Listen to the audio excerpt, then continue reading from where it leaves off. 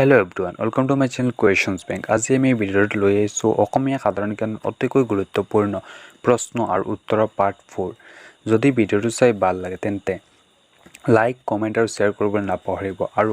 আমাৰ এই চেনেলত আসাম টেটৰ পৰিৱেশ বিজ্ঞানৰ সিৰিজ চলি আছে যদি আপোনালোকে দেখা নাই তেন্তে ডেসক্ৰিপচনত লিংক দিয়া থাকিব ইয়াৰ পৰা আপোনালোকে চাব পাৰে আৰু চেনেলটো যদি আপুনি নতুনকৈ আহিছে তেন্তে চেনেলটো সাবস্ক্ৰাইব কৰি বেল আইকনটো ক্লিক কৰি দিয়া কাৰণ আমি এইদৰে ষ্টেট আৰু চেন্ট্ৰেল লেভেলৰ চাকৰিৰ কাৰণে ভিডিঅ'বোৰ দি থাকিম আহকচোন পলম নকৰাকৈ ভিডিঅ'টো আৰম্ভ কৰোঁ আজিৰ আমাৰ প্ৰথম কুৱেশ্যনটো হ'ল ডিপুৰ অৰ্থ কি উত্তৰ বগা পানী কুৱেশ্যন নম্বৰ 47 সীমা দত্ত কোনজন অসমীয়া সাহিত্যিকৰ ছদ্মনাম উত্তৰ ডি নৱকান্ত বৰুৱাৰ ছদ্মনাম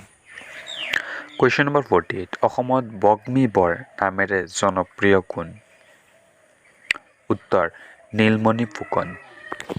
কুৱেশ্যন নম্বৰ 49 অসম সাহিত্যত গীতিকবি নামেৰে জনপ্ৰিয় কোন উত্তৰ পাৰ্বতী প্ৰসাদ বৰুৱা অসম সাহিত্যত গীতিকবি নামেৰে জনপ্ৰিয় কুৱেশ্যন নম্বৰ 50 গুৱাহাটী চাহ নিলাম কেন্দ্ৰ কোন বছৰত প্ৰতিষ্ঠা কৰা হৈছিল উত্তৰ 1970 চনত কুৱেশ্যন নম্বৰ 51 অসম সাহিত্যত সিংহ পুৰুষ নামেৰে জনপ্ৰিয় কোন উত্তৰ ৰাধা গোবিন্দ বৰুৱা কুৱেশ্যন নম্বৰ 52 অসম সাহিত্যত নটসূৰ্য নামেৰে জনাজাত কোন উত্তৰ ফণী শৰ্মা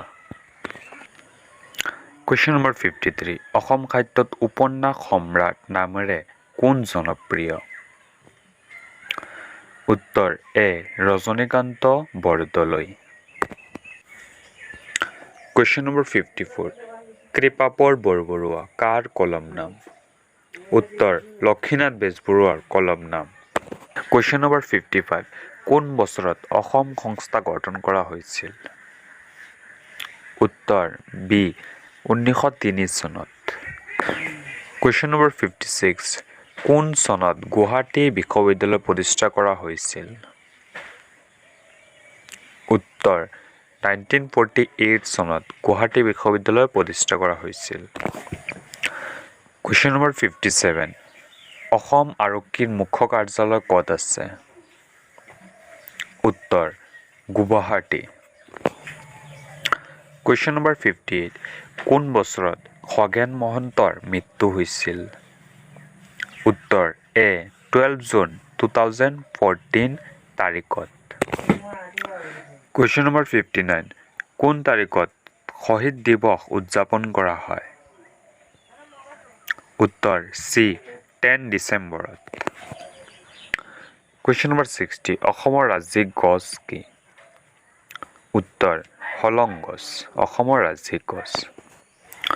কুৱেশ্যন নম্বৰ 61 অসমৰ পিতৃ কোন এই কুৱেশ্যনটোৰ এনচাৰ আপোনালোকৰ কাৰণে ৰাখিলোঁ ইয়াৰ এনচাৰটো আপোনালোকে দিবলৈ চেষ্টা কৰিবা তো ভিডিঅ'টো চাই যদি আপোনালোকৰ সহায় হৈছে তেন্তে লাইক আৰু শ্বেয়াৰ কৰিবলৈ নাপাহৰিবা আৰু আপোনালোকে যদি আমাৰ সাধাৰণ জ্ঞানৰ আগৰ পাৰ্টবোৰ দেখা নাই তেন্তে ডেসক্ৰিপচনৰ প্লেলিষ্টৰ পৰা চাব পাৰে তো আমাৰ ভিডিঅ' ইয়াত শেষ কৰোঁ ধন্যবাদ